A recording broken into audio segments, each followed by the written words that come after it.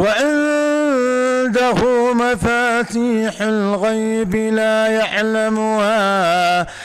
يعلمها إلا هو، ويعلم ما في البر والبحر، وما تسقط من ورقة إلا يعلمها، ولا حبة في ظلمات الأرض ولا رطب